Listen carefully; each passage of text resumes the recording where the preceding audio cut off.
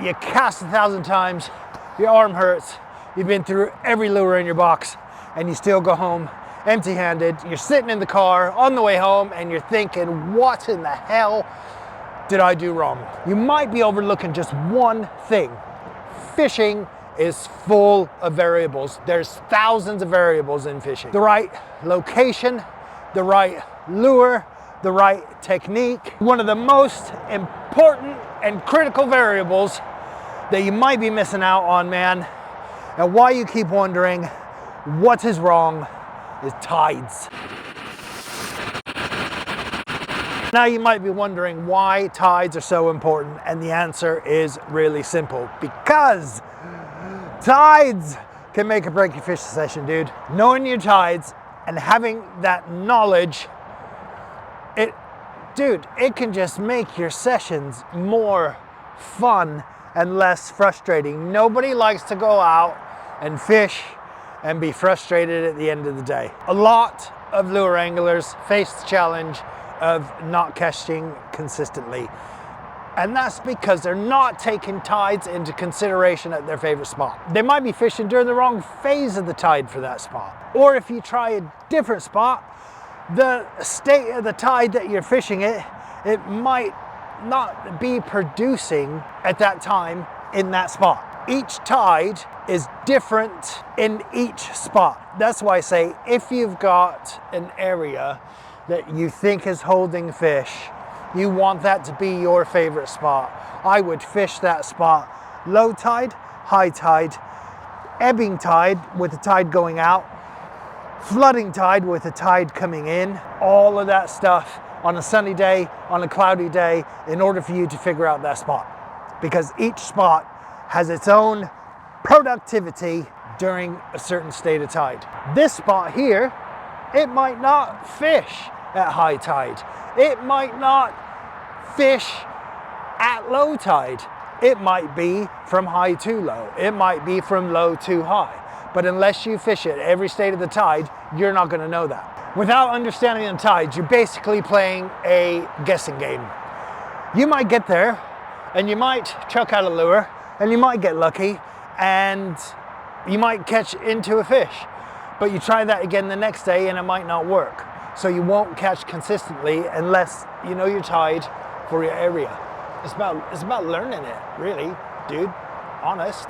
Tides can affect the way that the fish behave on, I don't know, a certain type of tide. So let's take, for example, high tide. Fish might be more inclined to move up into this kind of stuff so they can feed on things that are in here. At low tide, they'll probably move into these little channels and things like that, man. So ignoring those points in the tide can lead to a whole crap load of wasted time on the water with still no fish.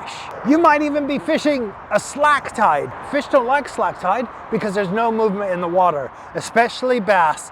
Bass want the food to come to them. They don't really want to chase it. So moving water brings the food to them. And if you're fishing a slack tide, it's not moving. A slack tide is a point in the tide when, let's say you've got a flooding tide and it gets up to high tide, there is a point there where everything just stops and nothing else is moving. Fish are least active at that point, pretty basically.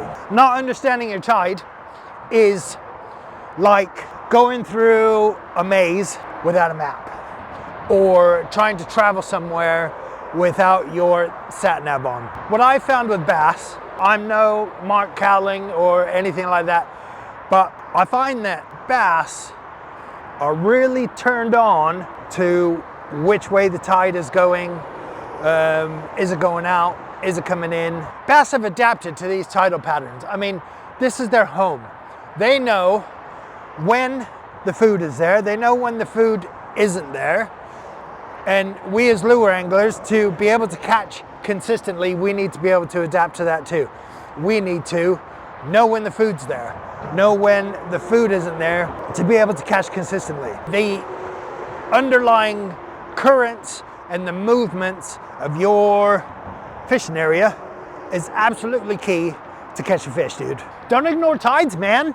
You're just gonna go home and you'll be frustrated and you're gonna think it sucks and it might just put you off, dude. So pay attention to what is going on in the water, man. Let's talk a little bit about how to use the tides to your advantage so you can catch more fish, dude. The first step into understanding your tides for your area is to research them. You can do that through apps. My favorite one is Tide. It shows you tides, coefficiency, another video, and all of that business. Once you have a good understanding of the tides in your area, it's time to go out and put everything into practice. One really big tip that I would give is go to a spot, find it either at a complete high tide or a complete low tide. Let's say, for example, it's a low tide. So it's low tide, fish it all the way up and all the way back down and see what happens in that time. There's another strategy of fishing the tide at the turning point. So it comes up, like I said, and it goes down. Usually right at that turning point, when the tide starts to move, is when those fish pick up again. Target areas with strong currents. If you've got a tide and it's running out and there's some movement in the water, drop a lure, cast it up and let it float down. So places with tidal current, places with back eddies, bass like to sit in back eddies a hell of a lot because they are opportunists. Bass want the food to come to them, especially in the wintertime. So if you can get a back eddy where those fish are where the bait fish are coming through and the current is pushing them back around that way, 9 times out of 10, the bass are right on that bend, boom, right there. So by understanding the tides and how they affect the fish's behavior, you can incorporate, you can get more stealthy about it, and you can catch a hell of a lot more consistent. Lure fishing, you gotta take into account what happens not only on the surface, but under the surface of the water too, the currents, what's down there and things like that, dude. And once you understand that, it's a little bit less luck and more strategy, and you'll catch more fish. What I want you to do is go out, just try it, don't get frustrated. Lure fishing sometimes is very frustrating, but just because you didn't catch fish doesn't mean that you failed. It means that you went out there and you learned something. If you've got anything that you've experienced or that you've learned during a tide, put it down in the comments, man. I'll try and get to all of them. I'll try and answer all of them. I usually do. It might take some time, but hey man, get your butts out and go fishing.